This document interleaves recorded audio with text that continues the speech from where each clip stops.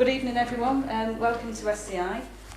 Today we have a talk on mobile phones and Wi-Fi. We have two speakers, we have Colin Purnell and Mallery-Blythe. So the first talker is Colin, and he is going to be setting the scene. Dr. Colin Purnell is a chartered chemist, a chartered safety and health practitioner and a chartered occupational hygienist who has spent the past 40 years working in occupational health and safety. He has worked as a senior research chemist with the HSE, a senior lecturer running an MSc course in occupational hygiene at the University of London, and has co-founded two consultancy companies, one in Hong Kong, and most recently as managing director of Cogent Risk Management Limited. Colin is a UK registered expert witness and provides expert witness reports in both criminal and civil occupational injury cases. Colin. Thank you, Helen. Good evening. This is an introductory talk, so I'm going to keep it short, so 15 minutes, and then I'll hand over to Dr. Mallery-Blythe, and she can discuss the second part of the talk, which is going to be non-thermal effects, effectively. I'm going to cover what we know about mobile phone use at present. If you look at the electromagnetic spectrum, we go from ionising radiation, which is sort of gamma rays and X-rays, that sort of radiation, and they're capable of causing ionisation effects. Whereas with mobile phones, and we're moving down into the range of microwaves, they're non-ionising. And the range of mobile phone frequencies range from about 800 megahertz up to about 5 gigahertz for Wi-Fi.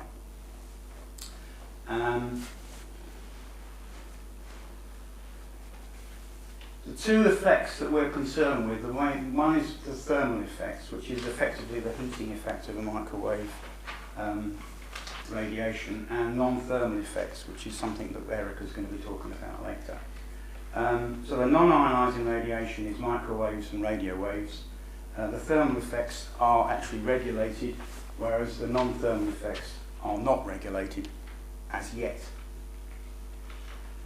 The first mobile phone call was made by Martin Cooper of Motorola back in 1973, when he phoned up his counterpart at AT&T, telling them that Motorola had beaten them to the race to mobile phone. 10 years later, we ended up with the first cell phones in the States, and they weighed about a kilogram, and they cost nearly $4,000. It wasn't until the late 1980s that we ended up with them in the UK. They were affectionately known as bricks, cost over 400 quid plus a contract, and I think I can remember you had to pay for the call receiving and sending. The batteries were very heavy and they didn't last long. So that was when we first got hold of them, and then since then we've had a great long progression of different types of phone, from 1989, where the analog 1G type, then it became digital in 1991, first text messages, first internet access, and it's all progressive through 2G, 3G, 4G, and now we're on the verge of 5G, and there's going to be a big shift in the amount of data transfer information-wise that can be done with 5G. It's going to be significantly faster. So there's been a big progression over the years, over the last 30 years effectively. The old phones, the early mobile phones, they didn't have APC, which is automatic power control. They didn't have speakers or hands-free. The reception was often poor, so the mobile phones sometimes struggled to get receptions with the base stations locations, and there weren't that many base stations initially. We progressively moved through that, and nowadays we've got smartphones with APC, video screens, hands-free speakers, text messaging. So there's now a lot from the introduction of the more modern phones, from those back in the 1990s when we first started. There's a lot less requirement to actually hold the phone near your ear. And if you look on, you go on the trains and the tube, you see people with it away from their bodies and they're holding it and they're texting. So that is a change from the original introduction. What you can find out from your mobile phone manual is your, what they call the SAR value.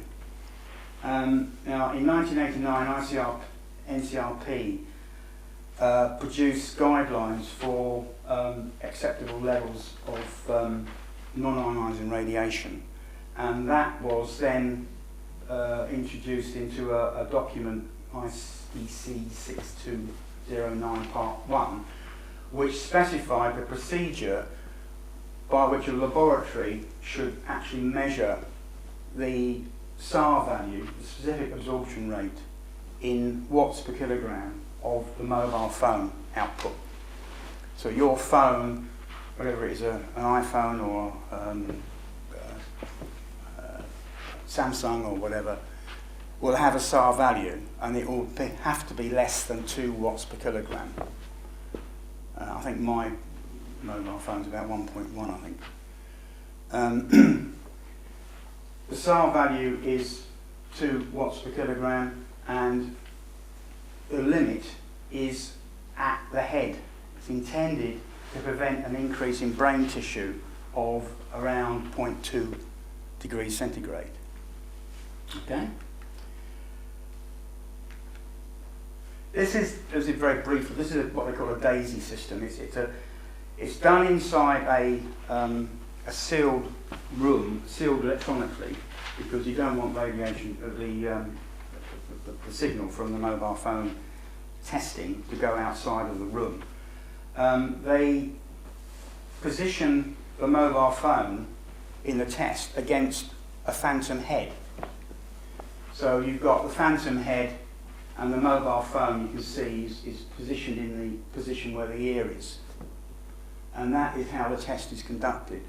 And there's an electronic system which controls a probe which is inside the phantom head, which is filled with a liquid which is specific for the test frequency. And there's lots of ways in which it works. I won't go into that. But the main point is that it's set up to operate at maximum power of the capability of the phone in conjunction with a base station simulator, which is also in the room. So the whole thing is all part and parcel of the test procedure. And that is the IEC 62209 Part 1 method. So that's basically how it's done. And you get a profile, and where the red is the highest SAR value, and that happens to be right next to the ear of your head. And that's done in the phantom head, and then it's all recorded. It's all done to a proper standard, and it's independently validated by a separate independent company that looks at the data that's provided. So the lab tests it, sends it off somebody else. So when you get your phone, you get a C number, you can tell which actually work out what laboratory that's been tested in. If you look at the small print in your manual, you will see something like, when using your phone near your body for voice calls or wireless data transmission over a cellular network, keep the phone at least 15 millimeters from your body, which actually means your head. In other words, when you hold the phone, that is what they mean. Okay? So when that is the way in which they're suggesting you use the phone.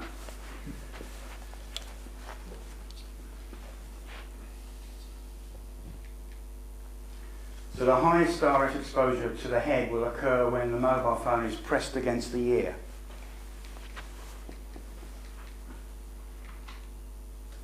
If you hold your phone about an inch away or more from your head, then the SAR value decreases exponentially. But it doesn't decrease to 0. But it does decrease significantly. Alternatively, you can use your hands-free, or you can now buy acoustic air tube earpieces which have speakers which are away from your head when you put the earpieces in, you've got an acoustic coupler from the speaker on the phone, on the earpiece, to the actual bit you put in your ear. So you're not actually putting anything electric in your ear. So they're available now as well. Now in the real world, there was a dramatic increase in the use of mobile phones in the 1990s. And there was also an increase in the concerns about health risks associated with use of mobile phones, including brain cancers. There are now about 6 billion mobile phone subscribers worldwide. So it's gone up dramatically since 1987, right up to now. This is Australian data, but if you look at other research papers, you can see the same pattern in Europe and America and all this. So that's just an example of how they've increased in popularity over the years.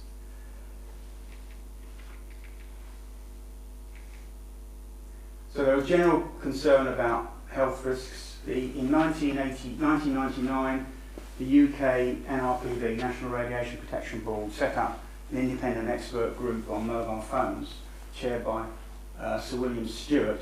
And in 2000, the conclusions were, at that time, on the balance of evidence that does not support mobile phone technologies, put the health of the general public of the UK at risk.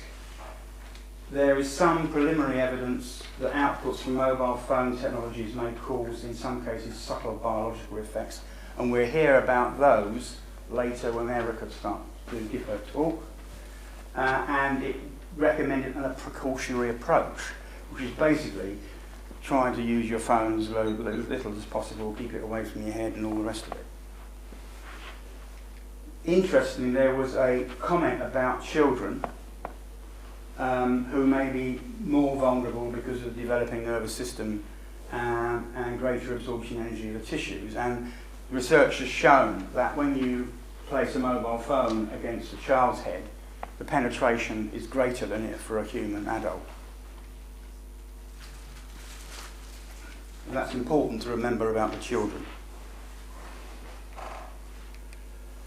In 2000, IARC, which is the International Agency for Research on Cancer, and which is WHO, they initiated an international study looking at the relationship between mobile phone use and brain tumour risk. The objective was to determine whether or not mobile phone use increased the risk of these particular tumours, and specifically whether RF energy emitted by mobile phones was carcinogenic. It focused on 4 types of tumour.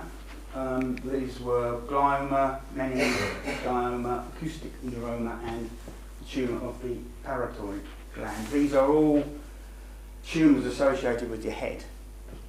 Glioma is a common tumour of the brain, and acoustic neuroma affects the ear and can lead to deafness. Or it's a benign tumour, which is slow growing, but it can cause deafness. The study was conducted in 13 different countries, and UK, including the UK, and it was done to a common investigation protocol. The conclusions of the interphone study were in 2012. For glioma and meningoma, the overall result from the study was that there was no increase in the risk from the use of mobile phones. But they added that the possible effects of long-term heavy use of mobile phones required further investigation. And this is the important point, because for acoustic neuroma, again, they said there was no increase in risk for regular users. But again, because acoustic neuromas are slow growing, the interval between the introduction of mobile phones and the occurrence of these types of tumour was too short to observe any effect. So what they were saying effectively was that the studies hadn't been done long enough to prove the point whether it was and wasn't carcinogenic. Some researchers and organisations reviewed that interphone study, and they were of the opinion that the interpretation of the data sets was different, and they felt that the risks were stronger than implied by the conclusions of the study.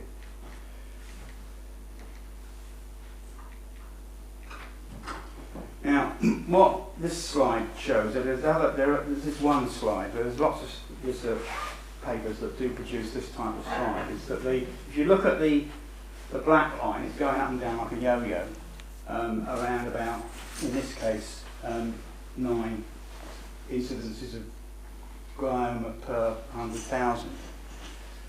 But the predictions from looking at relevant ratio results of the studies show that they will predict a much bigger increase in the incidence of glioma than actually it does occur up to about 2013.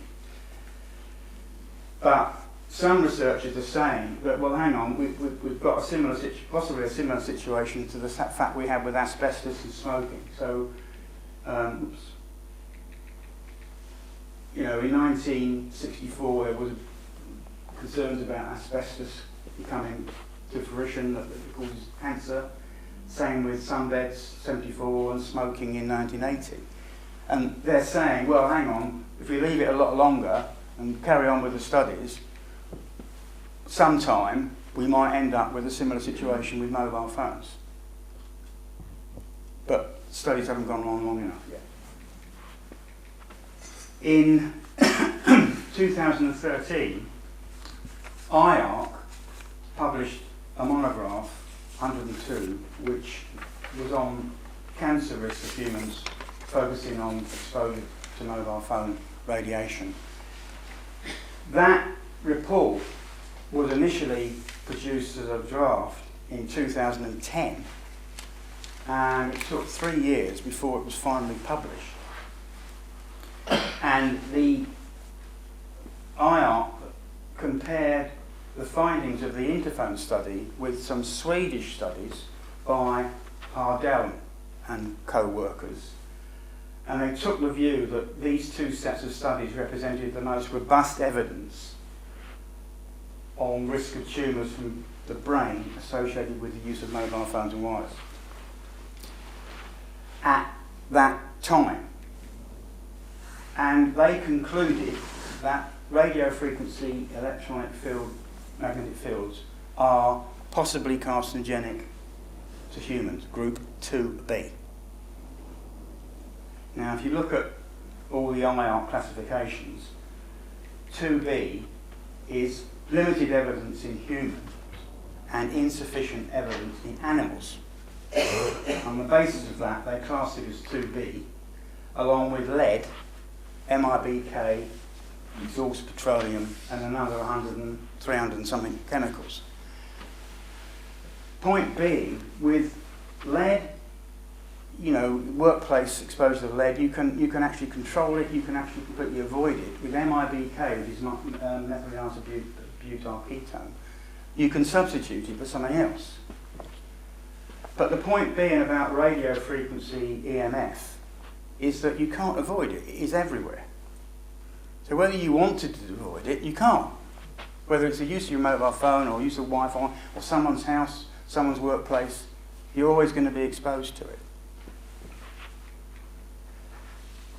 Latest studies, 2018, 2 studies, one at the Ramazzini Institute in Italy, another one in NTP in States.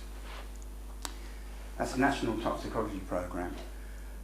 5,300 miles apart, they did long-running studies on the toxicity of mobile phone radiation conducted independently by both groups. They were worked completely separately, no interaction with them in terms of the study.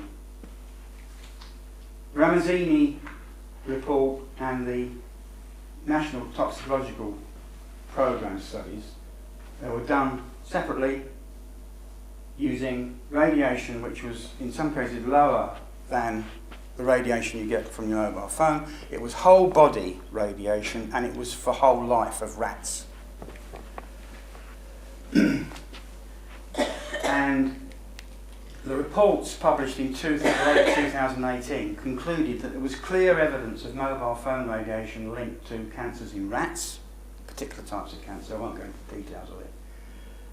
But uncertainty remains about the risk to humans who experience much lower radiation doses. So in summary, 2013 WHO classified EMR radiation as 2B, possibly carcinogenic. 2013 evidence of health effects. Since 2013 the evidence has strengthened in terms of its ability to cause tumours. In 2015 over 200 scientists around the world called for more stringent requirements of EMR exposure than currently exists. In 2015, Lloyd's of London underwriters excluded any EMR injury claims from their policies, seeing it as a potential significant claims risk. And this has implications for business, government, schools not being covered by insurance for injury caused by EMR, including Wi-Fi, in the future. In France, 2017, France banned Wi-Fi in preschools and limited its use in primary schools, and a number of other countries are following suit. Late 2018, we've got the Ramazzini and the US National Toxicology Programme results saying that there's clear evidence long-term exposure to EMR will cause particular types of cancer in rats. And in 2019, the Italian government has ordered the courts, by its courts, to conduct a public awareness campaign regarding health risks associated with mobile phones. So that's where we are at the present time. The advice provided by the UK government agencies was the Department of Health in 2005, the NHS in 2011. They produced some leaflets on mobile phone use in base stations. In 2012, HPA, Health Protection Agency, and Public Health England have produced a report by Agnia Group, which was a group of independent experts, produced a report, very detailed report, I think it's 300 pages, and but that group no longer exists.